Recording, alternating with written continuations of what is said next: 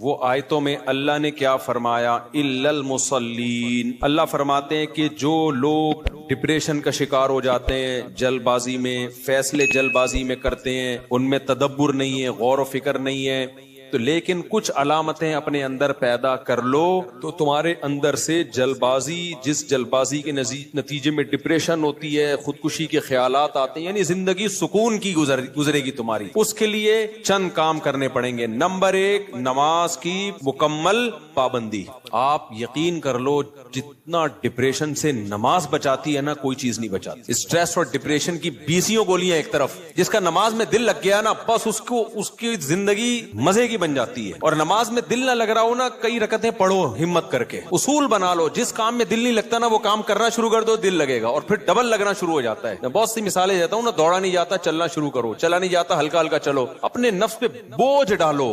دیکھو یہ ٹینشن سے بچنا ایسی چیز ہے، جو ٹینشن سے دور بھاگتا ہے نا، ٹینشن اس کے پیچھے آتی ہے، اور جو ٹینشنیں پالتا ہے وہ ہمیشہ ٹینشن فری زندگی گزارتا ہے۔ وہ ٹینشن ہے جو جائز ٹینشن ہے، جو صحت کے لیے مفید ٹینشن ہے، ان کی بات کر رہا ہوں میں۔ تو جو لوگ آپ نے دیکھا ہوگا محنتی ہوتے ہیں، سارا دن کام کاج میں مشغول رہتے ہیں، وہ خوش ہوتے ہیں، ہے یا نہیں؟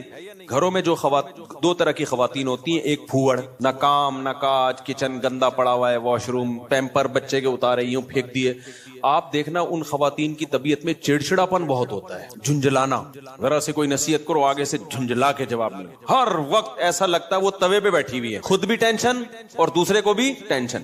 لیکن آپ نے دیکھا گھروں میں جو خواتین بہت محنتی ہوتی ہیں، بچوں کی کیئر، شوہر کی مرضی کا خیال، گھر کو صاف ستھرا رکھنا، ہر وقت وہ خوش ہوتی ہیں۔ مردوں میں بھی ایسا ہی ہے، جتنے لڑکے آپ کے پوستی ہیں گھر کے اندر پڑے ہوئے کچھ نہیں کر رہے، ایسا لگے گا جیسے وہ توے پہ بیٹھے ہوئے ہیں۔ باپ کوئی نصیحت کرتا ہے ایک دم کیا ہو جاتے ہیں، وہ ہائپر ہو جاتے ہیں۔ آپ لوگوں نے خود بھی نوٹ کیا ہے نا یہ بات۔ وجہ کیا ہے کہ جو آدمی کام کاج کی ٹینشن نہیں لیتا نا، تو اللہ اس کو اسٹریس میں ڈال دیتے ہیں۔ جو محنت کے کام نہیں کرتا اسٹریس میں ڈال دیتے ہیں اس کو، ہر وقت ٹینشن ہے، چڑچڑاپن پیدا ہوتا ہے۔ اور جو محنتی ہوتے ہیں صبح اٹھے ٹھک ٹھک ٹھک اپنے کام نمٹائے۔ میں اپنا بتا دوں، جس دن میں کوئی ٹاسک پوری کرتا ہوں کہ مجھے خیال ہوتا ہے آج میں نے یہ کام نمٹانا ہے، تو وہ نمٹا دیتا ہوں، خدا کی قسم ایسا سکون ملتا ہے نا کہ بیان نہیں کیا جا سکتا۔ آپ بھی کر کے دیکھ لو، آپ ایک اسکیجول بناؤ کہ آج دن میں نے یہ سارے کام کرنے اور مغرب تک میں ان کاموں سے فارغ ہو جاؤں گا۔ دیکھو آپ کام کرنے کے بعد جب فراغت ہوگی آپ کو ایسا سکون ملے گا کہ آپ کو سکون کے لیے کسی ٹیبلٹ کی ضرورت نہیں رہے گی۔ تو آج کل ڈپریشن اور اسٹریس کی جو بیماریاں پھیل رہی ہیں، اس کی ایک بہت بڑی وجہ بیکاری۔ بس ہر آدمی چاہتا ہے میں لائف کو انجوائے کروں، یوں کر کے بیٹھا رہوں،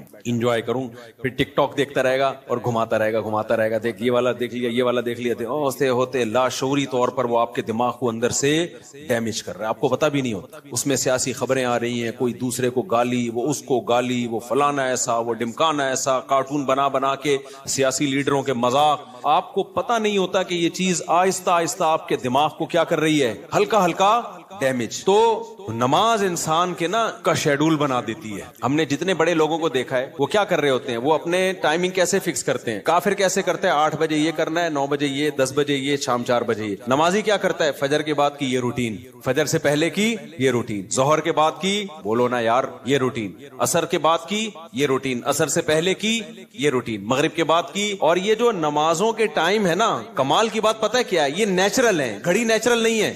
نہیں آئی بات؟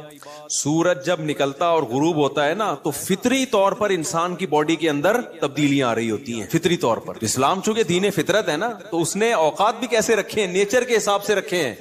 تو نمازوں کے حساب سے اپنے آپ کو فٹ کرو گے، زیادہ سکون رہے گا، کیونکہ دن کی روشنی میں انسان کا مزاج الگ طریقے سے کام کر رہا ہوتا ہے، رات کے اندھیرے میں الگ طریقے سے ہوتا ہے۔ تو اللہ نے کیا فرمایا کہ الا المصلین الذین هم علی صلاتهم دائمون، یہ لوگ نمازوں میں پابندی کرتے ہیں۔ تو آج سے عزم کرو کسی قیمت پہ بھی نماز انشاءاللہ ضائع نہیں کریں گے۔ اور سب سے زیادہ سکون اللہ نے فجر کی نماز میں رکھا ہے۔ تھوڑی سی ٹینشن ہے بھائی، اٹھا لو، لیکن پڑھ کے جب سلام پھیرو گے نا، آپ کو لگے گا یار آج تو ہٹو بچو ہو گیا۔ ہمارے ایک دوست تھے، نمازی تھے لیکن اڑاتے بھی بہت تھے نماز، ہے نا۔ اب وہ بہت پرانی بات ہے، 15-20 سال پرانی بات، بالکل ینگ تھے تو نائٹ فال بھی ہو جاتا ہے جوان آدمی کو۔ ایک دن کیا ہوا، میں نے ان کو بولا بھائی آپ کو سفر میں حضر میں کہیں بھی ہونا، آپ نے غسل کر کے نماز پڑھنی۔ وہ جاب کرتے تھے کسی کمپنی میں، انہوں نے کہا یار ادھر کہاں میں رات کو سوؤں اور نائٹ فال ہو جائے، کون غسل کرے گا، کیا ہے بھائی بڑی ٹینشن ہے یار۔ میں نے کہا یہ عزم کر لو کچھ بھی ہو آپ نے غسل کر کے نماز بولو پڑھنا، کچھ بھی ہو جائے۔ پانی کا انتظام کیسے کرنا یہ آپ کا ہیڈک ہے، کرنا ہے تو اللہ انہیں جزائے خیر دے، انہوں نے ہماری وصیت پر عمل کیا۔ ایک دن پھر انہوں نے ہمیں بتایا کہ سردیاں تھیں، غسل فرض ہو گیا، صبح پریشان ہوں کہاں سے پانی لے کر آیا، کہیں جنگل منگل میں ہو گیا، کوئی پروجیکٹ ہوتا ہے نا، پانی لایا اور پھر کس طریقے سے میں نے بڑی ٹینشن میں سردی میں غسل کیا۔ کہتے ہیں خدا کی قسم اس کے بعد جو نماز پڑھی ہے، ان کے الفاظ ہیں، اتنا لطف اور اتنا مزہ آیا کہ اب میں آگے کہہ رہا ہوں ہٹو بچوں ہو گیا، یہ ہٹو بچوں ان کے نہیں تھے، یہ میرے الفاظ۔ اتنا مزہ آیا، تو انسان ٹینشن اٹھا کے جو کام کرتا ہے لطف اور مزہ بولو اسی میں ہے۔ چھٹی والے دن جب مزہ آتا ہے جب ورکنگ ڈیز کے بعد چھٹی آئے، روزانہ ہی اگر چھٹیاں ہوں تو مزہ آئے گا۔ ابے دیکھو سنڈے کو لوگوں کی چھٹی ہوتی ہے، ہم لوگ مدرسے میں تو جمعے کو ہوتی ہے۔ سنڈے کی چھٹی کا مزہ جب ہے جب منڈے کی چھٹی نہ ہو اور ٹیوزڈے کی بھی نہ ہو، وینسڈے کی بھی نہ ہو، تھرسڈے کی بھی نہ ہو، فرائیڈے کی بھی نہ ہو، تب جا کے سنڈے کی چھٹی کا مزہ آتا ہے۔ لیکن اگر ہر دن سنڈے ہے تو پھر کوئی بھی دن سنڈے نہیں ہے، نہیں آئی نا، یہی تو مسئلہ ہے۔ تو کچھ کرنے کے بعد جب چھٹی ہوتی ہے تو مزہ ہوتا ہے۔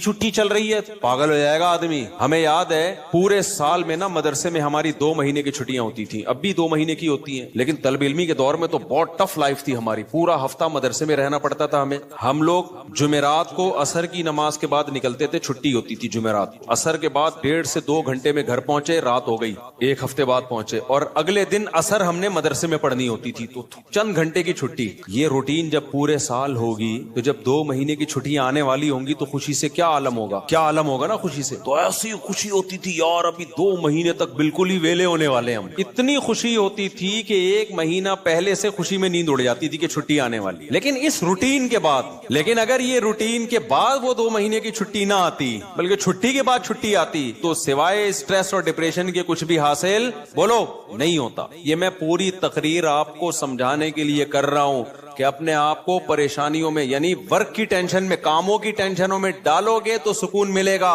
اور اگر صرف سکون کی خاطر فارغ رہنا سیکھو گے تو سکون نہیں ملے گا۔ سکون ہمیشہ کام کے لوگوں کو ملتا ہے، خوش رہتے ہیں، بھاگتے دوڑتے لوگ ہمیشہ خوش رہتے ہیں، اور جو پڑے ہوئے ہیں ادھر گٹر کے ڈھکن پہ بیٹھ گئے، گپے مارنا شروع کر دی جیسے کراچی کے لونڈے لپاڑے کرتے ہیں، یہی ہو رہا ہے۔ بیٹھے تو اٹھ ہی نہیں رہے، نہ نماز کے ٹائم پہ اٹھ کے جا رہے ہیں، کچھ بھی نہیں، بیٹھے ہیں۔ آپ کیا کر رہے ہیں، پان سے ایک پیک نکال کے ادھر پھینکی، پھر اٹھ کے گھر گیا، وہاں تھوڑی سی ابا سے صلواتیں سنی، سو رہا ہے تو پھر ٹک ٹاک پہ لگ گیا، لگے پوری رات گزر گئی، پھر اپنی مرضی سے سو گیا، پھر اٹھ گیا، پھر جب سوتے سوتے تھک گیا تو اٹھ گیا، تھک گیا تو کیا ہو گیا، اٹھ گیا۔ اب کیا کریں، وہی کریں جو کل کیا تھا، دوبارہ سے اسی ڈھکن پہ جا کے بیٹھو، ہو سکتا ہے 2-4 بے وقوف ابھی بھی وہیں بیٹھے ہوئے ہوں، پھر دوبارہ ڈھکن پہ جا کے، گٹر کے ڈھکن تو جو چوری ہونے سے بچ گئے ہیں نا وہ یہی والے ڈھکن ہیں جن پہ لوگ آ کے بیٹھتے ہیں، باقی تو سارے چوری ہو گئے۔ اب حضرت مفتی تقی عثمانی صاحب کی عمر ماشاءاللہ کافی ہو گئی ہے، لیکن صحت عمر کے لحاظ سے بہت اچھی، حالانکہ اتنی بزی اور اتنی ٹف لائف گزاری ہے انہوں نے، 8 گھنٹے مطالعہ کا معمول رہا ہے ایک دور میں، لیکن ہم جب بھی حضرت سے ملتے ہیں حضرت خوش طبع ہیں، تو حضرت بہت خوش مزاج ہیں، حالانکہ اتنا مصروف آدمی تو دیکھنے میں لگتا ہے خوش مزاج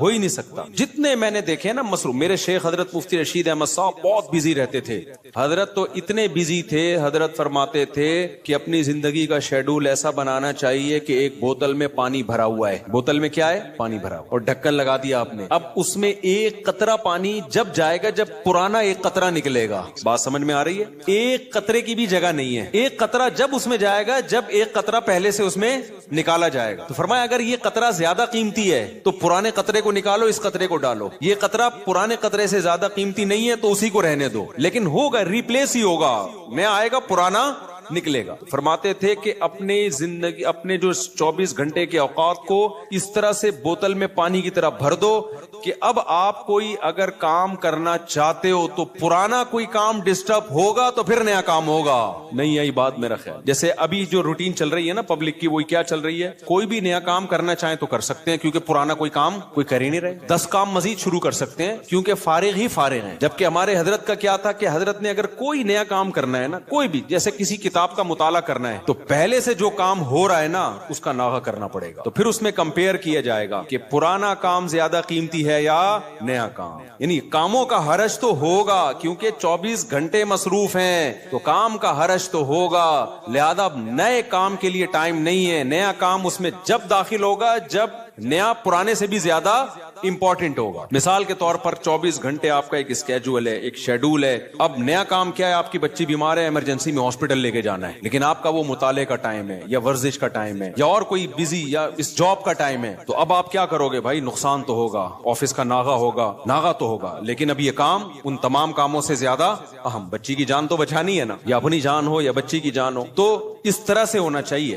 آپ کہہ سکتے ہیں لو بھائی یہ تو زندگی کا مزہ ہی کرکرا ہو جائے گا, 24 گھنٹے اپنے آپ کو ایسا بزی بنا کے رکھو, یہ تو انسان نہیں, یہ تو گدھا ہو گیا نا. میں سمجھا پا رہا ہوں اپنی بات جو میں بیان کر رہا ہوں, مجھے لگ رہا ہے آپ کے چہروں سے ایسا لگ رہا ہے کہ شاید میں سمجھا نہیں پا رہا. بھائی آپ کہیں گے کہ ہمیں اپنے آپ کو خوش رہنے کے لیے, شریعت پہ چلنے کے لیے 24 گھنٹے ہمیں اپنے آپ کو کیا رکھنا ہے, بزی رکھنا ہے. تو یہ تو انسان نہیں, یہ کیا ہو گیا بھائی, گدھا. تو گٹر کا ڈھکن کہاں گیا اس میں, زندگی کے مزہ ہی کرکرے ہو گئے. تو دیکھو 24 گھنٹے بزی رکھنے کا مطلب یہ نہیں ہے کہ مطالعے میں, پڑھائی میں اور ہر وقت ایسے کاموں میں جس سے تھکاوٹ ہی ہو, بلکہ اس میں تفریح بھی, وہ بھی ضروری کاموں میں داخل ہے. دوستوں سے کبھی کبھار بیٹھ کے گپ شپ بھی ان ضروری کاموں میں, کیونکہ دماغ کو فریش رکھنے کے لیے ضروری ہے کہ کبھی کبھار گٹر کے ڈھکن پہ جا کے بیٹھا کرے, تھوڑا ابے تبے کے ماحول میں دوست احباب سے بات چیت کر لیا کرے, تھوڑا سا ریلیکس رہے گا اور سوسائٹی میں ان رہے گا. کیونکہ جو بالکل سوسائٹی سے کٹ کے بالکل ہی پپو بن جاتے ہیں نا, وہ دنیا میں کسی کام کے نہیں رہتے, وہ کسی کام کے نہیں رہتے دنیا میں. لیکن اس کا ایک ٹائم ہو. میں اپنے دوستوں میں ایسے لوگوں کو جانتا ہوں, ہمارے ساتھ گپ شپ تھی ان کی گپ شپ بھی ٹائم سے ہوتی تھی. اس وقت وہ ہم آج وہ بہت بڑے عہدوں پہ پہنچے ہوئے ہیں. چند دن پہلے ایک کا فون بھی آیا, کیا آپ وہی طارق مسعود ہو جو ہمارے ساتھ کھیلا کرتے تھے, گپ شپ تھی. میں نے کہا میں نے کہا آج کل کیا وہ بہت بڑا آفیسر بن چکا ہے, وہ نام نہیں بتاؤں گا میں, بہت بڑی فلم بن گیا بھائی وہ. لیکن اس کی روٹین کیا تھی مجھے یاد ہے. اس کی روٹین یہ تھی کہ بیٹھے ہیں نا دوست احباب تھڑے پر, ہاں چل رہا ہے, ٹائم دیکھا یار 1 گھنٹہ ہو گیا بس, یا آدھا گھنٹہ ہو گیا, کہتے میرا اسٹڈی ٹائم شروع ہو گیا. اتنے نیک بچے کراچی میں پائے نہیں جاتے, لیکن وہ تھا. یہ بات کر رہا ہوں جب ہم 16-17 سال کے تھے, اس وقت گپے مار رہے ہیں. ایسے بھی نہیں ہے کہ گپ شپ ہی نہ ہو دوستوں کے ساتھ, یہ بھی نہیں ہے. اور یہ بھی نہیں ہے کہ بیٹھے ہیں تو بیٹھے ہی ہیں, نا نا نا. اس نے ٹائم ایک بنایا ہوا تھا, گھر کا ماحول ایسا تھا نا. تو اب آ کے بیٹھے ابھی گپ شپ شروع کر دیا, اور بھائی ہاں ہو ہی باتیں, کرکٹ ہم ساتھ کھیلا کرتے تھے, کرکٹ کی باتیں چل رہی ہیں, گپ شپ ہو رہی ہے. یار میرا اسٹڈی ٹائم شروع ہو رہا ہے, میں جا رہا ہوں. ہم کہتے تھے یار عجیب انسان ہے بھائی, اتنا نیک آدمی. تو یہ ہے کہ یہ نہیں کہ آپ نے دوستوں کی محفلیں بالکل چھوڑ دی, گپ شپ بالکل چھوڑ دی, کھیل کود بالکل چھوڑ دیا, لیکن اس کو بھی اپنے شیڈول کا حصہ بنانا ہے. اس کو بھی جتنا ٹائم بنتا ہے اتنا دینا ہے. اب ہو یہ رہا ہے کہ کوئی پلاننگ نہیں ہے, کوئی روٹین نہیں ہے, تو ہم اپنی زندگی اپنی مرضی سے نہیں چلا رہے, ہمیں کوئی اور چلا رہا ہے. اور پتہ ہے کون ہے, اس کو پیار سے شیطان کہا جاتا ہے. ہمیں کون چلا رہا ہے, شیطان بتاتا ہے اب اڑ جا, کیونکہ سو کے اب تو تھک گیا ہے. تو ہم کہتے ہیں چلو بھائی اب اڑ جاتے ہیں. شیطان بتاتا ہے کہ دوبارہ سو جا. اتوار کو لوگ کیا کرتے ہیں چھٹی والے دن, 12 بجے سو کے اٹھیں گے, اس کے بعد حلوہ پوری, وہ نہیں رش ہوتا, اتنا بھاری بھرکم ناشتہ کریں گے کہ آدھے گھنٹے بعد دوبارہ سے غنودگی شروع. لہذا دوبارہ شیطان کیا کہتا ہے, اب دوبارہ کیا بنتا ہے, سونا بنتا ہے. دوبارہ سو گئے, سارا دن سوئے, ساری رات سوئے. تو میرے بھائی خوش رہنا چاہتے ہو نا, تو اپنی روٹین بناؤ اور روٹین کو اپنے تابع رکھو, نہ یہ کہ آپ شیطان کے تابع بن جاؤ. بار بار میں ایک مثال دیتا ہوں, گھوڑے کی لگام اگر آپ کے ہاتھ میں ہوگی تو گھوڑا آپ کی مرضی سے سفر کرے گا. ابھی ہو یہ رہا ہے کہ ہم نے اپنی لگام گھوڑے کے ہاتھ میں پکڑا دی ہے, گھوڑا ہمیں بتاتا ہے کہ تو نے کدھر جانا ہے.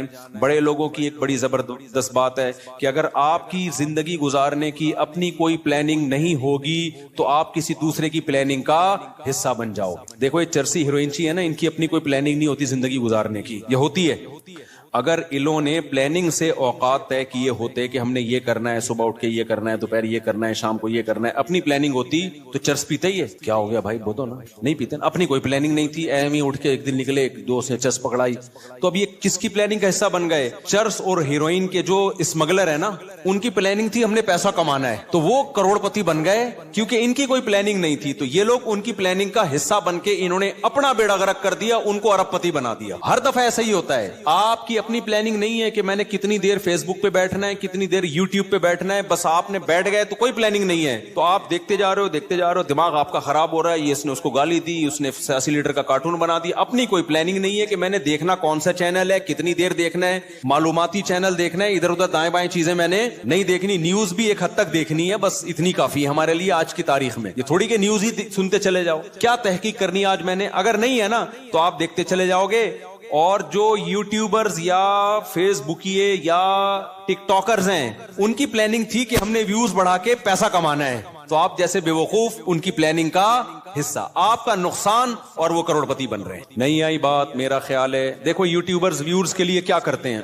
فلانے مولوی نے, مفتی طارق مسعود نے آج انجینئر کے پرخچے اڑا دیے, حالانکہ میں نے کہیں نہیں ایسے اڑائے ہوتے. وہ ایک دم وہ لگائے گا نا ایک وہ تھمبنیل پہ, ابے تمہیں کیا کرنا ہے پرخچے اڑائے کے نہیں اڑائے. تمہیں کسی مسئلے کی تحقیق کرنی ہے, کسی خاص مسئلے کی, تو تم اس مسئلے کو دیکھو. یار مفتی طارق مسعود نے اس مسئلے طلاق کے مسئلے کی تحقیق کرنی ہے, یا اور کوئی مسئلہ, یار اس پہ میں سرچ کر رہا ہوں, مجھے ضرورت ہے, یا یہ کاروبار حلال ہے یا نہیں ہے, میں ڈراپ شپنگ کرتا ہوں, اب ڈراپ شپنگ ہے حلال, چلو مفتی طارق مسعود ڈراپ شپنگ لکھ کے سرچ کرو. یہ آپ کی پلاننگ ہوگی, اس میں آپ کو فائدہ ہوگا. لیکن ہو کیا رہا ہے, یوٹیوبر اٹریکٹ کرنے کے لیے تھمبنیل پہ عنوان لگائے گا, مفتی طارق مسعود دوبارہ جہلم. کل ایسے ہی ہوا, میرے سامنے آتا ہے, میں نہیں دیکھتا کہ یار میں, حالانکہ میں دیکھ سکتا ہوں نا کہ کیا کہا ہے بھائی اس نے. کل ایک میرے سامنے سے ویڈیو گزری, اس پہ لکھا مفتی طارق مسعود دوبارہ جہلم پہنچ گئے. میں کراچی میں بیٹھ کے دیکھ رہا ہوں, میرا بھی دل چاہ رہا تھا نا میں کلک کروں, کیا خیال ہے یار میرے بارے میں جھوٹ کیوں بولا, کیا بولا, لیکن میں نہیں کیا کلک. میں نے کہا وہ بے وقوف ہے, ہم تھوڑی بے وقوف ہے بھائی,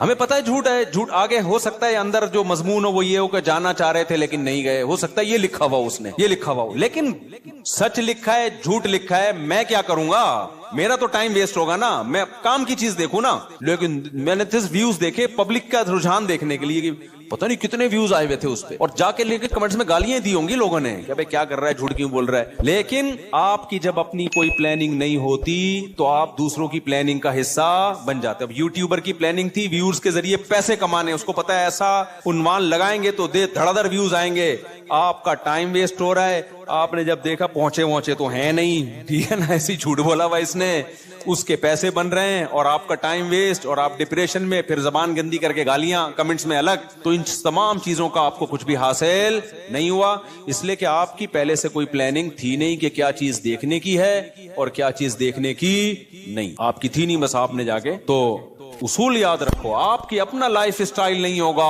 تو آپ ہمیشہ دوسرے کے لائف کا حصہ بن جاؤ, اس کی ترقی کا حصہ بن جاؤ گے. کیونکہ دیکھو شیطان ہر وقت پلاننگ میں لگا ہوا ہے. یا تو ہوتا نا شیطان بھی پلاننگ نہ کر رہا ہوتا, ہم بھی پلاننگ نہ کرتے, تو نہ ہمیں کوئی نقصان ہوتا, نہ شیطان کو کوئی فائدہ ہوتا, نہ ہمیں فائدہ ہوتا نہ نقصان ہوتا. لیکن ہو یہ رہا ہے کہ ہم اگر پلاننگ نہیں کرتے تو ہماری پلاننگ کون کر دیتا ہے, شیطان. اس نے بنا کے بیٹھا ہوتا ہے, فارغ ترین آدمی ہے تو اس کو اب اس کام میں لگاؤ, ٹھیک ہے نا. تو یہ بہت اہم بات ہے. تو اپنے جو لائف اسٹائل کو چینج کریں, ان میں اس کی معمولات کی ابتدا کہاں سے ہوگی, نماز سے. سمجھتے ہوگے نہیں سمجھتے, ابتدا کہاں سے ہوگی یار, سب سے پہلے کیا کرنا ہے, نماز ٹھیک کرنی. اب شیطان دوسرا حملہ کرے گا آپ کے اوپر, شیطان سے بڑی فلم اس کائنات میں پیدا نہیں ہوئی ہے. شیطان کہے گا ٹھیک ہے پہلے نماز تو شروع کر لے, پھر باقی چیزیں چرس بات میں چھوڑ دینا. اور یہ جو گٹر کے ڈھکن پر پوری رات بیٹھا رہتا ہے, یا انٹرنیٹ پر 6 گھنٹے بیٹھا رہتا ہے, ہر وقت ٹک ٹاک پہ بیٹھا رہتا ہے, یہ اگلے اسٹیپ میں. پہلے نماز, نہ نماز صحیح ہوگی نہ اگلا اسٹیپ شروع ہوگا.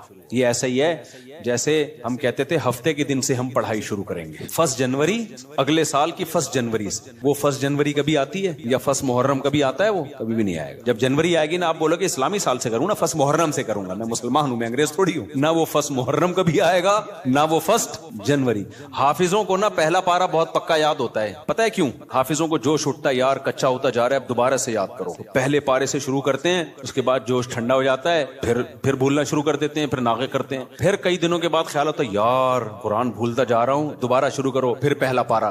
تو پہلا پکا ہو جاتا ہے, باقی سارا ایسے کہ ایسے ہی رہتا. تو اس لیے پلاننگ میں یہ ہو کہ سب سے پہلے نماز کو مضبوط کرنا ہے, لیکن یہ نہ ہو کہ جب تک نماز ٹھیک نہیں ہوگی باقی چیزیں ٹھیک نہیں ہیں. سب چیزوں کو ایک ساتھ ٹھیک کرنا ہے, سمجھ رہے ہو؟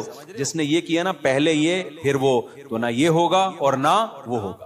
اور ہر کام میں ایکسیلنسی پیدا کرنے کی کوشش تو کرنا ہے, لیکن اگر نہ ہو تو اس کام کو چھوڑنا نہیں ہے, گرتے پڑتے کرنا ہے. آپ نے نیت کر لی, جیسے نمازی بننا چاہتے ہو نا تو نیت کرنی پڑے گی میں 40 دن تکبیر اولیٰ سے نماز پڑھوں گا, ایک نماز بھی میں 40 دن تک تکبیر اولیٰ سے نہیں چھوڑوں گا. یہ ہے ایکسیلنسی. لیکن اب کیا ہوگا, 2-4 دن کے بعد تھوڑا جوش ہلکا ہوا, ایک دن تکبیر تحریمہ کا ناغہ ہو گیا, تکبیر اولیٰ کا ناغہ ہو گیا, یہ نماز کا ناغہ ہو گیا. شیطان کہے گا تیرے بس کا نہیں ہے, اب نہیں ہو سکتا. شیطان سے بولو میں نے ریکارڈ تو بنانا ہی نہیں ہے بھائی, ہو گیا نا دوبارہ سے شروع کر دوں میں, کیا خیال ہے؟ کیونکہ یہ انسان کے ساتھ ہوتا ہے, بہت مشکل ہے بھائی بالکل ایک دم سے ایکوریٹ ہو جانا. گرتے پڑتے ہی لوگ اللہ کی طرف جاتے ہیں.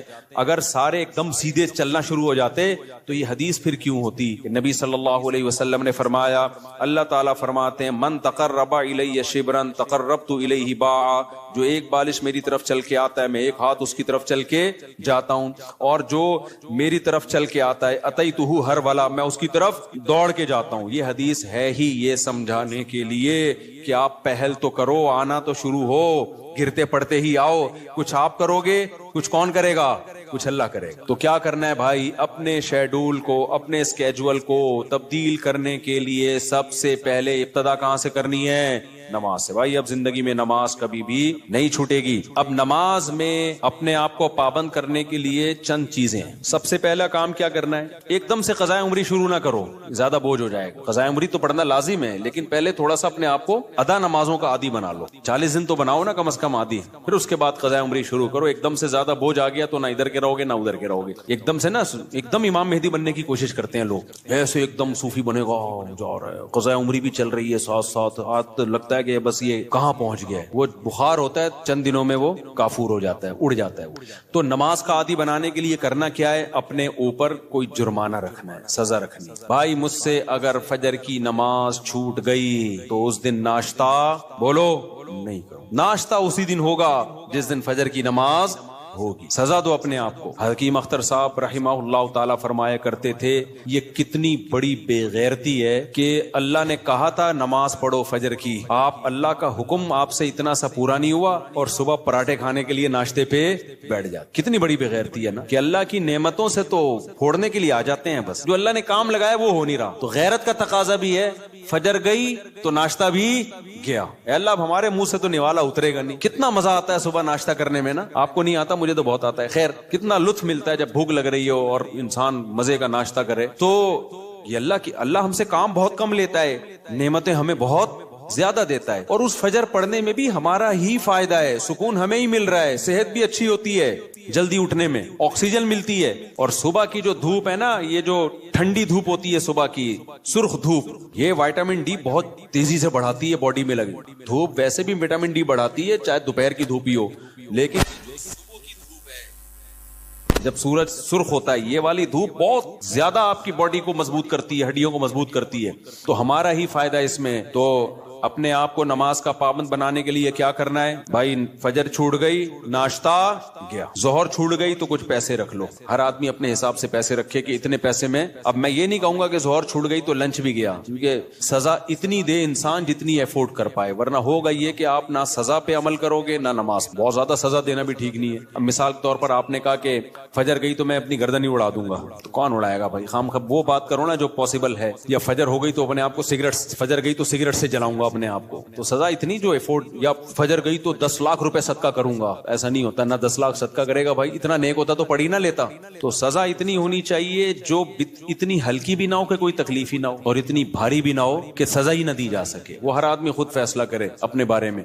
تو اور نبی صلی اللہ علیہ وسلم نے ارشاد فرمایا, دیکھو اسلام میں جتنی فضیلت نماز کی ہے کسی حکم کی اتنی فضیلت نہیں ہے. آپ صلی اللہ علیہ وسلم نے فرمایا, دیکھو قیامت کے دن جب اللہ کا دربار لگے گا, ہم دنیا میں جب کوئی بڑی مجلس ہوتی ہے تو ایسی محفل میں جہاں کوئی حاکم وزیر اعظم آیا ہوا ہو، ہر ایک کی کوشش ہوتی ہے آگے. ڈاکٹر ذاکر نائک کا جب پروگرام، کتنے لوگ یار ہمیں آگے سیٹ مل جائے، ہمیں آگے سیٹ مل جائے. یہ تو کچھ بھی نہیں ہے بھائی. اصل تو وہ دربار ہوگا جو اللہ کا لے گا قیامت کے دن. تو اس میں جس کو آگے سیٹ ملے گی نا، حقیقت میں وہ واقعی فخر کرے گا. تو نبی صلی اللہ علیہ وسلم نے فرمایا اس دن آگے کا ٹکٹ کس کو ملے گا. حدیث کا مفہوم بیان کر رہا ہوں کہ نمازوں میں جو سب سے آگے ہوا کرتے تھے، اگلی صف میں ہوا کرتے تھے. کیونکہ اللہ کا ایک دربار دنیا میں لگتا ہے جس میں اللہ نظر نہیں آتا، ہمیں بس ایمان لائے ہیں بھائی اللہ کا دربار ہے، تو وہ غیب ہے. تو اس میں جو آگے آگے ہوگا، تو جب سچی مچی کا دربار لگے گا جس میں اللہ موجود ہوگا، تو نبی صلی اللہ علیہ وسلم نے فرمایا جو صف میں سب سے آگے ہوتے تھے قیامت کے دن بھی وہ اللہ کے ہاں سب سے آگے ہوں گے، اور جو صفوں میں جتنا پیچھے ہوتے تھے قیامت کے دن بھی وہ صفوں میں اتنا پیچھے ہوں. کچھ لوگوں کی عادت ہوتی ہے ایک رکعت نکالنا فرض ہے. ہمارے محلے میں ایک صاحب ہوا کرتے تھے، فجر میں لازمی ایک رکعت نکلتی تھی ان کی. اچھا فجر 5 بجے ہو رہی ہے تو وہ 5:05 پہ آ رہے ہیں. ہم ان سے کہتے تھے یار ایک رکعت کیوں نکالتے ہو، تھوڑا 2 منٹ پہلے آ جاؤ. کہتے یار اصل میں رات کو نیند پوری نہیں ہوتی. پھر جب نماز 5:15 پہ ہوئی تو بھی ایک رکعت نکل رہی ہے. یہ ایک بیماری ہے، میں آپ کو بتا رہا ہوں بھائی. اب تو 15 منٹ زیادہ مل گئے نا، تو زیادہ مل کے ان کی نیند اسی حساب سے آگے جا رہی ہے. حتیٰ کہ سردیوں میں جب 6:45 پہ نماز ہو رہی ہے پھر بھی ایک رکعت نکل رہی ہے. تو یہ جو آزار ہوتے ہیں نا کہ یوں ہو رہا ہے بھائی، جس نے پڑھنی ہوتی ہے وہ آ جاتا ہے، نہیں پڑھنی ہوتی، جس کی ایک رکعت نکلنی ہے وہ ایک ہی نکلتی رہے گی قیامت تک. جس کی 2 رکعت نکلنی ہے، التحیات والے بھی ہوتے ہیں، التحیات میں آ رہے ہوتے ہیں، وہ ہمیشہ آپ دیکھنا التحیات میں ہی ہوں گے. اور کچھ ایسے ہوتے ہیں جماعت ہی پوری نکلتی ہے ان کی، وہ ہمیشہ سلام پھیرنے کے بعد تشریف لا رہے ہوں گے، بولے گا بے یار یہ کیا ہو گیا. تو اور کچھ ایسے ہیں جنہوں نے پڑھنی نہیں ہے. تو جب میں اور آپ کوشش کریں گے نماز کی پابندی کی، تو بھائی تکبیر اولا کی پابندی کے ساتھ صف اول میں، کیونکہ نبی کی جو بشارتیں آپ صلی اللہ علیہ وسلم نے صف اول کے لیے دی ہیں وہ دوسری صف کے لیے اور آخری صف کے لیے نہیں ہیں. آپ صلی اللہ علیہ وسلم نے فرمایا لوگوں کو اگر پتا چل جائے کہ صف اول میں کتنا ثواب ملتا ہے تو اتنی لڑائیاں ہوں کہ قرآن اندازی کی نوبت آئے. پورا محلہ وہ جو اجر ملے گا نا قیامت کے دن، جو پروٹوکول ملے گا اللہ کے دربار میں، وہ لوگ اپنی آنکھوں سے دیکھ لینا، وہ قیامت کا منظر اللہ دکھا دیں کہ صف اول والے آج کہاں ہیں. تو نبی نے فرمایا محلے والوں میں جھگڑا ہوگا، ہر آدمی کہے گا تیرے باپ کی سیٹ ہے جو آگے پہلے سے بیٹھا ہوا ہے. صحیح ہے نا، ہر آدمی جھگڑا کرے گا، ابے تیرے باپ کی جگہ ہے جو میں بیٹھوں گا یہاں پہ، وہ کہے گا میں بیٹھوں گا. اتنی لڑائیاں ہوں گی کہ فیصلہ کس سے کیا جائے گا، قرعہ ڈالا جائے گا. آج تو کہ ہمیں اپنی آنکھوں سے دیکھ نہیں رہے، لہذا ایسے پوستیوں کی طرح رڑتے آتے ہیں، وہ بالکل پیچھے بیٹھے. آگے جگہ بھی ہوتی ہے تو کوشش کرتے ہیں پیچھے ہی کھڑے رہیں، کیونکہ تاکہ نکلنے میں آسانی ہو، سلام امام پھیرے اور فوراً بھاگ سکیں. تو وجہ اس کی ہے کہ بھائی اللہ فرماتے ہیں فلا تعلم نفس ما اخفی لهم من قرۃ اعین، کسی نفس کو خبر نہیں ہے ہم نے اپنے نیک بندوں کے لیے آنکھوں کی ٹھنڈک کا کیسا سامان چھپا کے رکھا ہے. تو جو نیک بندوں کے لیے آنکھوں کی ٹھنڈک کا اللہ نے سامان چھپایا ہے، اللہ وہ اگر دکھا دے تو میرے بھائی پھر ہمیں ان تقریروں کی ضرورت نہیں رہے گی. ہم میں سے ہر شخص کوشش کرے گا نماز میں پہلے سے آئے. اچھا جن کو پہلے آنے کی عادت ہوتی ہے نا، ان کو پھر سکون ہی نہیں ملتا بعد میں آنے سے. ہم اپنی مسجد میں دیکھ رہا ہوں، مجھے یہاں 18 سال ہو گئے، 18 سال ہو گئے مجھے یہاں. تو میں 18 سال سے جن کو دیکھ رہا ہوں نا 10 منٹ پہلے آتے ہیں وہ نماز میں. آج بھی وہ نماز میں 10 منٹ پہلے آتے ہیں، حالانکہ وہ بوڑھے ہو گئے، ہارٹ کے مسائل، شوگر کے مسائل، 20 بیماریاں بے ساکیوں سے آ رہے ہوں گے، لیکن آئیں گے 10 منٹ پہلے ہی. کیوں؟ وہ کہتے ہیں یار یہ کیسی نماز ہے، سکون تو جب ہی ملتا ہے پہلے سے آگے بیٹھو، سنتیں آرام سے پڑھو. ایسے بھی یہاں بزرگ تھے جو گھٹنے جواب دے گئے لیکن آ رہے ہیں 15، انتقال ہو گیا ان کا، اللہ مغفرت فرمائے. پھر جب میں ان کی عیادت کے لیے گھر گیا تو کہتے ہیں بھائی مفتی صاحب بس اتنی دعا کرو کہ جو مسجد کی جماعت ہے نا وہ نہ، کیونکہ ساری زندگی ہم نے صف اول میں نماز پڑھی ہے، اب کوئی غم نہیں ہے سوائے اس کے کہ مسجد کی جماعت چھوٹ گئی، ہم سے جماعت چھوٹ گئی. یہ نشہ ہے میرے بھائی، سمجھ رہے ہو؟ صف اول میں نماز پڑھنے کا کیا ہے؟ یہ نشہ ہے، جس کو لگ جائے وہ بڑھاپے میں بھی نہیں چھوٹتا. ہمارے حضرت مفتی رشید احمد صاحب بھی بہت زیادہ تکبیر اولیٰ کے پابند تھے، آخری عمر میں ان کے بھی کو بھی ظاہر ہے ایک ایج ہوتی ہے. تو جب وہ نیچے آتے تھے نا نماز پڑھنے کے لیے اتنا خوش ہوتے تھے، کہتے تھے یہ اللہ کا اتنا بڑا فضل ہے کہ نماز نہیں چھوٹ رہی مجھ سے. تو جن کو نشہ ہو جائے ان سے پھر یہ صف اول نہیں چھوٹتی. تو ایسا نشہ پیدا کر دو اپنے اندر. نشہ کب ہوتا ہے؟ جب عادت پڑ جائے نا، لت پڑ جائے. صف اول کی عادت ڈال. رمضان میں ہم دیکھتے ہیں جن کو تراوی میں صف اول میں تراوی پڑھنے کی عادت ہے نا، 15 منٹ پہلے آئیں گے، اپنا رومال بچھایا بیٹھ گئے وہاں. کیوں کہتے ہیں یار مزہ ہی نہیں ہے پیچھے کھڑے ہو کے نماز پڑھنے کا. اور یہ لوگ زیادہ سکون سے نماز پڑھ لیتے ہیں. اور جو کنفیوز ہوتے ہیں آج پڑھنی ہے کہ نہیں پڑھنی، تو وہ آئے گا، پہلے بیٹھے گا، پیچھے وضو میں بیٹھا رہے گا، نلکا کھول کے ہاتھ صاف کرتا رہے گا ایسے، پھر کوئی باتیں کرے گا، پھر پیچھے ٹیک لگا کے بیٹھ جائے گا، چلو 2-4 رکعتیں نکل جائیں کیا ہیں، پھر ایک آدھ رکعت میں رکوع میں جب امام جائے گا تو شامل ہو جائے گا. تو اس سے آپ کا دل ہی نہیں لگے گا نماز میں. تو کام وہی اچھا ہوتا ہے جو پابندی کے ساتھ اور مکمل فوکس بنا کے کیا جائے. نبی صلی اللہ علیہ وسلم نے ہر چیز میں احسان کا حکم دیا. پتہ ہے آپ کو احسان پتہ ہے کسے کہتے ہیں؟ ایکسیلنسی. جو کام کرو خاندانی طریقے سے کرو. ہم جو بھی کام کرتے ہیں پتہ ہی نہیں چل رہا ہوتا کہ کرنا چاہتا بھی ہے کہ نہیں چاہتا. وہ شادی والی بات ہے، نہیں کرو بھائی دوسری شادی، کرنا ہے تو پھر کرو خاندانی طریقے سے، پھر ایسی کی تیسی. کل بھی ایک کیس آیا نا، اصل میں کیس ہی یہی آ رہے ہیں آج کل. کیا کریں، کیس آیا کہ وہ شادی کر لی ہے، اب اس پہ دباؤ ڈال رہے ہیں، طلاق دے دو طلاق دے دو، اور وہ لڑکی والے اس کے سر پہ دوسری کو دے دو. تو میں نے کہا کرنا ہی نہیں تھا، جب دم نہیں تھا، جو کر لیا تو بولا جاؤ تمہاری ایسی. اب میں نے کہا اگر ڈر گیا نا، کنفیوز ہو گیا یار دوسری کو چھوڑوں نہیں چھوڑوں، میں نے کہا اس سے ڈپریشن میں جائے گا. کام تو کر لیا، اب بول بھائی میرے ٹکڑے کر دو، مجھے بم سے اڑا دو. میں نے کہا اس میں سکون ملے گا. میں نے کہا دیکھو میں تمہیں سمجھا رہا ہوں سکون مل رہا ہے نا؟ کہتے ہیں ہاں مل رہا ہے. میں نے کہا اس سے مطلب یہ سکون اسی میں ہے. ہو گیا ایسی کی تیسی. ہم لوگ بولیں گے 2 نمبر ہے، بولے ہم 2 نمبر ہیں. لوگ بولیں گے برا آدمی، بولے ہم ہیں، ہم کم نے کب کام ہے، بہت نیک آدمی ہے. تو جو بھی کام ایکسیلنسی کے ساتھ ہوتا ہے. صحابہ کرام جب نماز پڑھا کرتے تھے کتنے خشوع و خضوع سے پڑھا کرتے تھے، تبھی نمازوں میں ان کو مزہ آتا تھا. ہم نماز پڑھ رہے ہوتے ہیں، مسجد کی طرف آ رہے ہوتے ہیں ایسے جیسے قبر سے مردے کو اکھاڑا جا رہا ہے، بستر سے ایسے اٹھتے ہیں، مسجد میں ایسے آتے ہیں جیسے پولیس جیل کی طرف لے کے جا رہی ہے. پھر وہاں بیٹھے ہوتے ہیں بار بار، کبھی یوں کر کے دیکھ رہے ہیں، کبھی پیچھے مڑ مڑ کے امام کو دیکھ رہے ہیں کہ آ کیوں نہیں رہا. بھائی تمیز سے منہ نیچے کرے بیٹھ جاؤ، 30 سیکنڈ لیٹ ہو جائے گی نا نماز زیادہ زیادہ. پھر سلام کے بعد فوراً ایک دم نا ایسے جیسے توے پہ بٹھایا ہوا ہے، ہلنا شروع ہو جائے گا کہ اٹھوں کیسے میں یہاں سے. سکون سے. نبی صلی اللہ علیہ وسلم نے فرمایا جتنی دیر انسان نماز کے انتظار میں ہوتا ہے اللہ کی ہاں اتنی دیر نماز ہی کی حالت میں ہوتا ہے. اس کو نماز کا ثواب ملتا رہتا ہے، اس کو نماز کا ثواب ملتا رہتا ہے. اور جتنی دور سے چل کے آئے گا، آپ صلی اللہ علیہ وسلم نے فرمایا ہر قدم پہ اللہ ایک نیکی دیں گے اور ایک گناہ اس کا معاف کریں گے. کتنے فضائل ہیں میرے بھائی نماز پڑھنے کے. نبی صلی اللہ علیہ وسلم نے فرمایا، کیا پیاری حدیث ہے یار، اس سے تو بڑا مزہ آتا ہے. نبی نے فرمایا کہ میری امت قیامت کے دن اپنی چہروں کی سفیدی سے پہچانی جائے گی، کیونکہ اتنا وضو کیا ہوگا نا اس نے زندگی میں. اب جو 15 سال کی عمر سے نماز پڑھ رہا ہے، 15 دفعہ روزانہ دن میں منہ دھوتا ہے کہ نہیں دھوتا؟ اور یہ وہ منہ کا واش کرنا نہیں ہے جو گورے واش کرتے ہیں، یہ عبادت کے طور پہ منہ کا دھونا ہے. یہ جو ہم چہرہ دھوتے ہیں دن میں 15 دفعہ، بازو دھوتے ہیں دن میں 15 دفعہ، پاؤں دھوتے ہیں دن میں 15 دفعہ، 3 دفعہ دھویا جاتا ہے نا.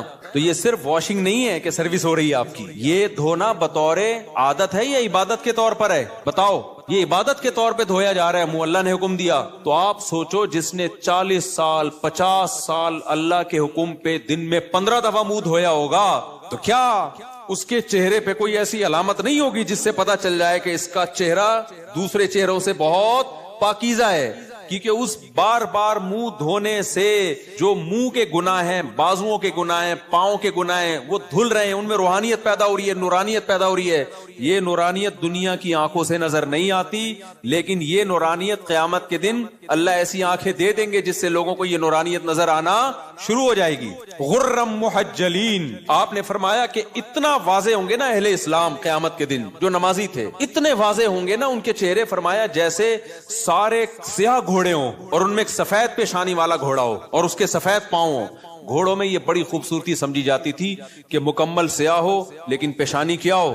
سفید، اور پاؤں کیا ہو؟ سفید. صرف پاؤں میں سفیدی کے نشانے سے گھوڑے میں بڑا حسن پیدا ہوتا ہے. تو آپ نے فرمایا کہ سارے سیاہ گھوڑوں میں اگر سفید پیشانی والا گھوڑا ہوگا تو فوراً الگ پہچان ہوگی کہ نہیں ہوگی؟ ہے بھائی ایک گھوڑے ہیں، اب آپ کا گھوڑا ان گھوڑوں میں مکس ہو گیا سب کے کلر، تو آپ جا کے غور سے دیکھو گے، لیکن آپ کا گھوڑا سفید پیشانی والا تھا، باقی سارے کالے، فوراً پہچان جاؤ گے بھائی یہ کس کا گھوڑا ہے؟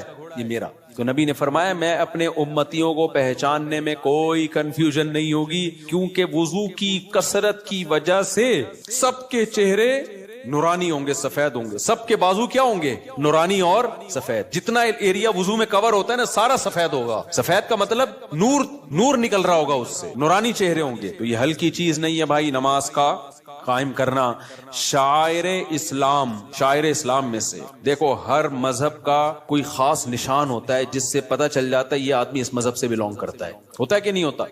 ہندو عورتوں کے یہاں کیا ہوتی ہے؟ بولو. ٹیکا بندیا ہوتی ہے نا. تو جس عورت کی ہوتی ہے ہمیں فوراً پتہ چل جاتا ہے یہ کیا ہے بھائی. منہ سے بولنے پر گورنمنٹ نے پابندی لگائی ہے تو ٹھیک ہے بھائی. جس خاتون کے یہاں ٹیکا ہوتا ہے 99% چانس ہوتا ہے کہ یہ کیا ہے؟ ہندو ہے، ہندوؤں کا کلچر ہے. یہاں سلیب لٹکا ہوا ہے تو فوراً پتہ چل جاتا ہے بھائی یہ کیا ہے؟ یہ عیسائی ہے. خاص علامات ہوتی ہیں ان کی. اور اسی طرح یہودیوں کی ایک خاص کیپ ہوتی ہے. اتنی سی کیپ یہاں رکھی ہوئی ہوتی ہے. ماشاءاللہ داڑیاں تو ایک اچھا کام کرتے ہیں، بڑی داڑھی رکھتے ہیں. چھوٹی سی یہاں کیپ ہوگی. خاص ڈریس ہوتا ہے ان کا. پہلے تو ہمیں یہودی کہیں نظر ہی نہیں آئے تھے کراچی میں. اب دنیا میں ٹریولنگ ہوتی ہے تو بہت سارے. میں بعض دفعہ دم کروانے جانے لگا تھا. میں نے کو لگ رہا ہے بخاری کے کوئی استاذ بیٹھے ہوئے. اتنے داڑھی کی وجہ سے ویسے چہرہ تو نورانی ہو ہی جاتا ہے. اتنی بڑی بڑی داڑھی امریکہ میں اور کینیڈا میں تو جاپان میں بھی میں نے دیکھے. تو میں سمجھا کہ کوئی بخاری پڑھانے والے مدرسے کے استاذ ہیں. میں نے کہا جا کے دم کراتا ہوں. انہوں نے کہا رکھ کے چماڑ لگے گا، دم نہیں کرانا بھائی یہ یہودی. تو ہانگ کانگ میں دیکھے ہم نے اتنی بڑی بڑی داڑھیوں والے یہودی. تو اس لیے میں غامدی صاحب سے کہتا ہوں کہ یہودیوں سے عبرت حاصل کرو. یہودیوں کا مذہب اتنا پرانا، پھر بھی داڑھی کا انکار نہیں کیا اب تک انہوں نے. اتنے لبرل، اتنے سیکولر ہو گئے کیونکہ تورات میں داڑھی لکھی ہوئی ہے. موسیٰ علیہ السلام کی تعلیمات میں تھا داڑھی بڑھاؤ. تو کتنا کچھ یہودیوں نے اپنے دین کو چینج کر لیا. داڑھی اپنے مذہب سے نہیں نکال سکے. اور ہمارے مسلمان اسکالر، جبکہ ہمارے پاس نبی کی بخاری مسلم کی صحیح حدیثیں، آف اللحا، داڑیاں بڑھاؤ. خود نبی کی داڑھی اور حکم دیا جا رہا ہے رکھو نہیں بڑھاؤ. تبھی کم از کم ایک مٹھی واجب ہے، اس لیے کہ بڑھانے کا حکم ہے. اگر ایک مٹھی سے بھی کم ہوگی تو بڑی بھی تھوڑی ہوگی. پھر وہ اہل حدیث تو اس کی ظاہر پر عمل کرتے ہیں کہ بھائی بڑھاؤ. اچھا اس میں لوگ اہل حدیثوں کا مذاق اڑاتے ہیں، اتنی بڑی بڑی داڑیاں. میں کہ تم مذاق مت اڑاؤ. وجہ اس کی ہے کہ بہرحال وہ کس کا سہارا لے رہے ہیں؟ حدیث کا سہارا لے رہے ہیں. اعفوا اللحا، کیونکہ کسی صحیح حدیث میں ہمیں داڑھی چھوٹی کرنے کا حکم نہیں ملتا. تو اس لیے اب کسی کا مذاق اڑانا اس بیس پہ کہ وہ بڑی داڑیاں رکھ رہے ہیں اور یہ غلط ہے بھائی. وہ اس میں سہارا کس کا لے رہے ہیں؟ نبی کی حدیث کا. اعفوا اللحا، چھوڑ دو اپنے حال پہ. ہم عبداللہ بن عمر کے قول سے استدلال کرتے ہیں، ان کے عمل سے، کہ وہ ایک مٹھی سے زیادہ کاٹ دیا کرتے تھے اور صحابہ نے کسی پر ان پر اعتراض نہیں کیا. تو یہ گنجائش ہے. تو لیکن نس تو ہے نا بہرحال ان کے پاس. تو اس میں مذاق نہیں بنتا کہ آپ مذاق اڑانا شروع کر دیں یا کسی کی نیت پہ شک کرنا شروع کر دیں. بہرحال اسلام میں حکم داڑھی کاٹنے کا نہیں ہے. کس کا ہے؟ بڑھانے کا. تو غامدی صاحب نے کیا کیا؟ انکار کر دیا کہ ایکچولی کلچر تھا. بھائی کلچر تھا تو نبی آرڈر کیوں دے رہے ہیں؟ نبی ان کا کلچر تو عربوں کا کھجور کھانا بھی تھا. تو آپ نے کھجور کھانے کے آرڈر دیے ہیں کہ عربوں کا کلچر تھا لنگی پہننے کا؟ آپ نے کہیں لنگی کا آرڈر دیا ہمیں؟ عربوں کا کلچر تھا گدھے کی سواری کا، تو آپ نے آرڈر دیا ہمیں گدھے کی سواری کرو؟ بھائی بطور مذہب اور بطور دین کے داڑھی بڑھانے کا آپ نے حکم دیا ہے، کیونکہ آپ نے فرمایا 10 چیزیں پیغمبروں کی فطرت ہیں. تو فطرت کی مخالفت تغییر خلق اللہ کہلاتی ہے. ان میں داڑھی بڑھانا، مونچھیں گھٹانا، بغلوں کے بال صاف کرنا. تو کیا بغلوں کے بال صاف کرنا آپشنل ہے کیا؟ کرو نہ کرو آپ کی مرضی. نہ کاٹنے پڑیں گے آپ کو. ناخن کاٹنا یہ سب ایک ہی حدیث کا حصہ ہیں. تو جیسے ناخن کاٹنا واجب ہے، آپشنل نہیں ہے. بغلوں کے بال صاف کرنا اس حدیث کی روشنی میں واجب ہے، آپشنل نہیں ہے. بول دو نا، مجھے شک ہونے لگتا ہے کہ بڑھائی بھی ہوں گی. زیر ناف بال صاف کرنا واجب ہے، آپشنل نہیں ہے. تو اسی حدیث میں بھائی داڑھی بڑھانے کا حکم دیا جا رہا ہے. تو وہ کیسے آپشنل ہو گیا؟ اس کا کلچر. نبی کلچر بیان کرنے کے لیے تھوڑی آئے ہیں. نبی کیا بیان کرنے کے لیے آئے ہیں؟ حدیث، اللہ کا حکم بیان کرنے کے لیے آئے ہیں. تو جب تک اس کے خلاف کوئی دلیل نہ ہو اس کو اللہ کا آرڈر اور اللہ کا حکم ہی سمجھا جائے گا. یہودیوں نے اپنے مذہب سے داڑھی نہیں نکالی تو یہ مذہب کا آرڈر. سکھوں سے عبرت حاصل کرو. جب میں کینیڈا کے ایئرپورٹ پہ اترا ہوں مجھے اتنی بڑی بڑی داڑھیوں والے سردار نظر آئے. حالانکہ ایئرپورٹ پہ وہ جاب کر رہے ہیں، کوئی مینیجر ہے، کوئی پائلٹ ہے. داڑھی سب نے رکھی. 99 جو میرا تجزیہ غلط بھی ہو سکتا ہے، کیونکہ ہو سکتا ہے جنہوں نے داڑھی کاٹی ہوئی مجھے پتہ ہی نہ چل رہا ہو کہ یہ سکھ ہے یا کچھ اور، انہوں نے رکھی ہوئی ہے. وہ اپنے مذہب کو نہیں چھوڑتے. شرم سے ڈوب مرنے کا مقام ہے میرے بھائی. پھر ہم لوگ کے لیے کیا خیال ہے؟ اور غامدی صاحب نے تو انکار ہی کر دیا. تو ہمارے تو پیغمبر دیکھو یوسف علیہ السلام سے زیادہ کوئی خوبصورت تھا، لیکن آپ کی بھی کیا تھی؟ داڑھی. اور جمال میں سب سے زیادہ جمال اللہ نے، حسن الگ چیز ہے، جمال الگ چیز. حسن میں سب سے بڑا درجہ یوسف علیہ السلام کا، لیکن جمال جو حسن کے سے اوپر کی چیز ہے، وہ جمال سب سے زیادہ اس کائنات میں نبی صلی اللہ علیہ وسلم کو اللہ نے دیا ہے. یہ حدیث سے ثابت ہے. لیکن آپ صلی اللہ علیہ وسلم کی بھی داڑھی تھی. اس لیے میں غامدی صاحب اور ان کے فالوور سے کہتا ہوں کہ آپ سے نہیں رکھی جا رہی، آپ توبہ استغفار کر لو، لیکن انکار مت کرو بھائی. آپ تحریف دین جو ہے یہ زیادہ بڑا جرم ہے. تو اور ہمت کر کے رکھ لو. کیا جا رہا ہے یار؟ خیر، تو کہاں سے کہاں بات چلی گئی. کیا بات کر رہا تھا میں؟ ہاں، میں کہہ رہا تھا اسلام کے شعائر ہوتے ہیں نا، جیسے ہندوؤں کا ایک خاص شعار ہے، سکھوں کا ایک خاص شعار ہے، داڑھی ہوتی ہے، پگڑی ہوتی ہے، یہ ان کا شعار ہے. عیسائیوں کا سلیب ہے. تو مسلمانوں کا شعار کیا ہے؟ مسلمانوں کا شعار کوئی خاص لباس نہیں ہے. شاعر اسلام میں سب سے بڑی چیز ہے نماز.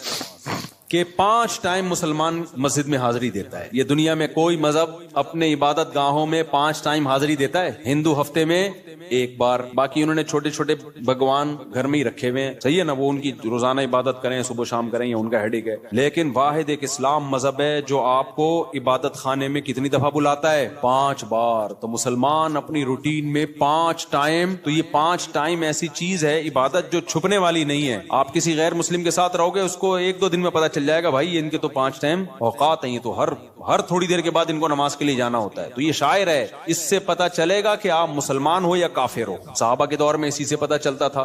دیکھو نبی صلی اللہ علیہ وسلم نے جب دعوت دی نا عرب کے قبائل کو، تو بہت سے قبائل مسلمان ہو گئے، بہت سے مسلمان نہیں ہوئے. تو پھر آپ نے جہاد شروع کیا. تو حدیث میں آتا ہے کیونکہ کوئی معاہدہ تو تھا نہیں نا، جنگ تھی، تو آپ صلی اللہ علیہ وسلم لشکر لے کے جاتے، اس علاقے کے قریب پڑاؤ ڈالتے کہ ابھی ہم نے اس پہ حملہ کرنا ہے. تو دیکھتے کہ فجر کی اذان کی آواز آتی ہے کہ نہیں آتی. اگر فجر کی اذان کی آواز آئی، اس کا مطلب یہ کیا ہے؟ مسلمان ہے، چھوڑ دو. اذان کی آواز نہیں آئی، بھائی یہ اسلام قبول ہی نہیں کیا. تو اذان اور نماز، یہی وجہ ہے کہ صحابی رسول کہتے ہیں کہ نبی کے دور میں نا بدترین سے بدترین منافق، جس کا سب کو پتا ہوتا تھا کہ یہ کمبخت اندر سے کافر ہے، صرف فیور لینے کے لیے مسلمان ہے، کمبخت، وہ بھی جماعت کی نماز میں آتا تھا. کیونکہ اگر وہ نماز میں نہیں آتا نا تو مسلمان سمجھتے کہ یہ کمبخت ابھی، یہ تو اس نے شو کر دیا کہ میں کافر ہوں. تو ایمان اور کفر کا فرق نماز سے سمجھا جاتا تھا. تو آج توحید کے بعد جس حکم کی سب سے زیادہ دھجیاں اڑائی جا رہی ہیں، وہ کون سا حکم ہے؟ وہ نماز ہے. میں بار بار قرآن کی آیت پیش کرتا ہوں نا کہ اگر نماز چھوڑنے کی تھوڑی سی بھی گنجائش ہوتی، دفتری کاموں کی وجہ سے، کل پیپر ہے آپ کا، یا سردی میں اٹھا نہیں جا رہا، یا آپ کو دل نہیں چاہ رہا، یا بیمار ہیں، تھوڑی سی بھی گنجائش ہوتی، تو سب سے بڑا عذر کیا تھا؟ میدان جنگ میں لڑائی. میدان جنگ میں جب کسی دشمن سے جنگ ہو رہی ہو، اس سے زیادہ ٹینشن والا کوئی حالت نہیں ہوتی. اس میں نماز چھوڑنے کی اجازت نہیں دی ہے بھائی. تو اب کیا رہ گیا؟ تو آپ کو اس لیے اجازت دے دی جائے فجر کی آپ کی آج رخصتی ہوئی ہے. دولہا فجر میں اکثر کیا ہوتا ہے؟ شارٹ کہتا ہے اتنے عرصے منتیں ماننے کے بعد میری شادی ہوئی ہے، تو فجر کیوں پڑھوں، میں پاگل ہوں کیا؟ وہ یہ سمجھ رہا ہوتا ہے. اور جو محلے کے لوگ ہوتے ہیں نا، جو آپ کے دوست، وہ کسی کو دیکھیں نہ دیکھیں، دولہا کو سب چیک کر رہے ہوتے ہیں آج فجر میں آیا کہ نہیں آیا. بڑے ہوشیار ہیں. دولہا کو سب کیا کر رہے ہوتے ہیں؟ چیک کر رہے ہوتے ہیں. ایک بندے کی، ہمارے دوست کی شادی ہوئی، وہ کبھی بھی فجر میں نہیں آتا تھا، شادی ہوئی تو پہنچ گیا اور آدھا گھنٹہ پہلے سے آ کے بیٹھا ہوا ہے. میں نے کہا یار تم تو ویسے نظر کبھی نہیں آئے.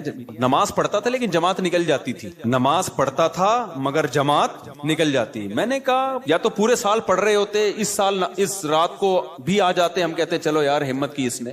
پورے سال کبھی میں نے آپ کو مسجد میں دیکھا نہیں، یعنی نماز پڑھتا تھا جماعت کے بعد آ کے، اور آج آپ آدھے گھنٹے سے آئے ہوئے ہو. کہتے یار سویا ہی نہیں ہوں. تو میں نے کہا نیند ہی نہیں آئی، خوشی سے نا، خوشی سے نیند آئی نہیں ہے. تو اب میں نے کہا چلو آج پہلی دفعہ جماعت سے نماز پڑھ کے ریکارڈ کریں. تو میں نے کہا میں تو آپ کو بہت نیک سمجھ رہا تھا، لیکن خیر یہ بھی غنیمت ہے. تو یہ شروع میں ہوتا ہے، خوشی سے نیند نہیں آتی. اس کے بعد کنواروں کو دیکھ دیکھ کے روتا ہے کہ کیسی گہری نیند سوتے ہیں یار، یہ کتنے گھوڑے بیچ کے سوتے ہیں، کوئی ٹینشن نہیں ہے. خیر تو بھائی آج سے عزم کرتے ہو کہ نہیں کرتے؟ سفر ہو، حضر ہو، لڑائی ہو، جھگڑا ہو، پہلے سے پلاننگ کرنی ہے. کیونکہ قرآن نے نماز پڑھنے کا حکم نہیں دیا. یحافظون، حفاظت کا مطلب جس چیز کی حفاظت کرنی ہوتی ہے پہلے سے پلاننگ کرنی پڑتی ہے نا، یا اینڈ ٹائم پہ کرتے ہو. دیکھو بینک سے آپ کو 1 کروڑ روپے لے کے نکلنا ہے، اب یہ حفاظت کرنی ہے کہ نہیں کرنی؟ تو آپ نے کیا کیا؟ بینک سے 1 کروڑ روپے لے کے باہر آئے، سڑک پہ آ کے سوچ رہے ہو کہ اس کی میں نے حفاظت کیسے کرنی ہے. کیا خیال ہے؟ کیونکہ آپ نے سن لیا تھا کہ 1 کروڑ روپے کی ہم نے حفاظت کرنی ہے، لہذا نکالے، باہر نکلے، اور ابھی شاپر میں پڑے ہوئے. اب آپ کہہ رہے ہو یار میں حفاظت اس کی کرنی ہے، میں نے پلاننگ کرنی ہے. ہو جائے گی حفاظت، کیونکہ ڈاکو پہلے سے پلاننگ کر چکا ہو. کہ کچھ بے وقوف ایسے ہوتے ہیں جو پیسے لے کے نکلتے ہیں، نکلنے کے بعد سوچ رہے ہوتے ہیں ان کو کہاں رکھنا ہے ہم نے. تو ایسے لوگوں کی حماقت سے ڈاکو فائدہ اٹھاتے ہیں. تو آپ نے جب حفاظت کرنی ہوتی ہے تو پلاننگ پہلے سے. یار 1 کروڑ کا چیک ہے، کیش لے کے نکلنا ہے میں نے، تو پہلے سے سوچو کہاں سے نکلوں، کن کو ساتھ لے کے جاؤں، کون سا شاپر ہوگا، بلیک کلر کا شاپر ہوگا، اور اس شاپر میں جوتے ہوں گے، اور جوتے کے اوپر ٹوپیاں ہوں گی، اور مسواکیں ہوں گی، اور خود بھی دھوتی بنیان، تاکہ دیکھنے میں لگے کہ یہ بھیک مانگنے گیا تھا بینک میں، دھکے دے کے نکال دیا گیا. ہمارے ایک دوست ہیں دبئی میں، ارب پتی تاجر ہے نا، وہ ڈائمنڈ کا بڑا بزنس ہے. وہ لوگ ڈائمنڈ لے کر آتے ہیں افریقہ سے. افریقہ میں ڈائمنڈ نکلتا ہے نا، وہاں بڑی لڑائی ہے، اتنے سے ڈائمنڈ کروڑوں روپے کا ہوتا ہے. میں نے کہا لاتے کیسے ہو؟ کہتے ہیں بھائی بڑی محنت کرنی پڑتی. ہم جاتے ہیں، حالانکہ اتنا بڑا تاجر ہے وہ دبئی میں، اس کی بہت، میں نے جا کے دیکھا اس کا بزنس. تو کہتے ہیں ہم ایسے جاتے ہیں افریقہ کے جہاں پر یہ ڈائمنڈ نکلتا ہے نا، ہم دھوتی پہنتے ہیں, اوپر پھٹا ہوا بنیان, ایسے لگتا ہے کہ بیچارے کو 2 ٹائم سے کھانے کو روٹی نہیں ملی. کہہ رہے ہیں ایسے جا رہے ہوتے ہیں خراما خراما, بالکل غریبوں والا, لوگ سلام کر رہے ہوتے ہیں, ہو سکتا ہے کوئی 5 روپے ڈال دیتا ہو جیب میں, یار یہ میری طرف سے. منہ بھی ایسا بناتے ہیں کہ لگے کہ کبھی کھانے کو ملا ہی نہیں ہے. اور کہتے ہیں جو اگلا ہوتا ہے نا, جو ہمیں ڈائمنڈ دیتا ہے, وہ بھی ایسا ہی ہوتا ہے. اسے دیکھ کے بھی کوئی یہ نہیں کہہ سکتا کہ اس کی دھوتی میں ڈائمنڈ رکھا ہوا ہے. ایسے کہتے ہیں پارسل ہوتا ہے, وہاں سے آتا ہے, یہاں سے لیا کسی کو. کیونکہ اگر یہ جائیں نا لینڈ کروزر میں بیٹھ کے 3 پیس سوٹ اور ٹائی میں, تو ڈاکوؤں کو پتہ چل جائے گا کہ یہاں خربوزے خریدنے نہیں آیا ہے. تو پلاننگ پہلے سے کرنی پڑتی ہے جب چیز قیمتی ہوتی ہے. بینک سے پیسے لینے تو پہلے سے پلاننگ, یار یہ کیش اماؤنٹ لے کے نکلوں گا کیسے میں, کون سے راستے سے جانا ہے, کس گاڑی میں جانا ہے. اور سونے کے تاجر جو میرے جاننے والے ہیں وہ ایسے ہی کرتے ہیں, وہ کہتے ہیں ہم پھٹپٹی سی بائک, اب ایسا نہ ہو ڈاکو پھٹپٹی بائکوں کو لوٹنا شروع کر دیں اس چکر میں. کہہ رہے ہم جب زیادہ گولڈ لے کے جاتے ہیں ایسی پٹپٹی سی بائک ہوتی ہے اور بالکل ہی ایسے ہولیا ہوتا ہے, جا رہے ہوتے ہیں, کوئی بھی نہیں روکتا ہمیں. تو کیا ہوتا ہے, یہ نماز کی بھی حفاظت کے لیے پہلے سے پلاننگ کرنی پڑے گی. اب سفر ہے آپ کا, ٹرین میں جانا ہے, جہاز میں جانا ہے, پہلے سے بھائی نماز کیسے پڑھوں گا. اب جیسے میرا سفر ہوتا ہے نا, تو میں کیا کرتا ہوں, عصر کی نماز اگر ایئرپورٹ پہ ہے, مجھے پتا ہے مغرب جہاز میں ہوگی, تو بھائی جہاز میں وضو کرنا بڑا مسئلہ ہے, تو واش روم سے پہلے فارغ ہو جاؤ, عصر کا وضو مغرب میں چلانا ہے. اب پلاننگ پہلے سے نہیں ہوگی تو عصر کا وضو کر کے نماز پڑھ کے بیٹھ گئے, تھوڑی دیر میں پیشاب آنا شروع ہو گیا. اب جہاز میں اٹھ کے جانا, پھر واش روم یوز کرنا, پھر وضو کرنا, آسان کام نہیں ہے بھائی. بعض دفعہ وہ اٹھ نہیں, سیٹ بیلٹ لگا کے بیٹھو بھائی جہاز میں, جہاز ان ٹربل, صحیح ہے نا, یا ابھی سیٹ بیلٹ کھولنے کا آرڈر ہی نہیں آیا تو نماز قضا ہونے کا خطرہ ہوتا ہے. پھر کتنے بج کے کتنے منٹ پہ جہاز میں نے بتایا تھا نا, ایک حلال ٹرپ کے نام سے ایک ایپ آئی ہے, اچھا اس پہ لوگوں کے کمنٹس تھے کہ مفتی صاحب کو حلال ٹرپ والوں نے پیسے دیے ہوئے ہیں. اللہ کی قسم اٹھا کے بولتا ہوں, حلال ٹرپ کے فرشتوں کو بھی خبر نہیں ہے, صحیح ہے, نہ اس کمپنی نے مجھے 1 روپیہ بھی نہیں دیا, نہ میں نے ان سے پوچھا. مجھے تو چونکہ وہ ایک اچھی ایپ لگی, نماز ضائع ہونے سے بچانے کے لیے نمازوں کی ٹائمنگ جہازوں میں اس سے پتہ چل جاتی ہے, اس لیے میں نے بتا دیا. تو اگر وہ مجھ سے ایگریمنٹ کرتے نا تو میں تو اناؤنسمنٹ کرتا ہی نہیں, کیونکہ پھر میرے اوپر سوالیہ نشان ہوتا, میرا اپنا ضمیر ملامت کرتا, بھائی تو پیسوں کے چکر میں لوگوں کو گائیڈ کر رہا ہے, نماز کا منجن بیچ رہا ہے تو نماز کے نام پہ. تو چونکہ کوئی ایسا کوئی ایگریمنٹ ہی نہیں ہے, تو میں نے فائدے کی چیز ہے, اور بھی بہت ساری ایپ ہوں گی, یہ ایپ مجھے لگی بہتر ہے. تو پہلے سے پلاننگ کرو, فجر پڑھنی ہے تو رات کو جلدی سونا پڑے گا, سمجھ رہے ہو. تو یہ ساری, تو اللہ نے فرمایا کہ آدھی ڈپریشن آپ کی اس سے دور ہو جائے گی, آپ کو زندگی میں لطف آنا شروع ہوگا, مزہ آنا شروع ہوگا, پھر اللہ سے تعلق جیسے جیسے بنے گا, جتنا مضبوط ہوگا, زندگی میں سکون بڑھتا چلا جائے.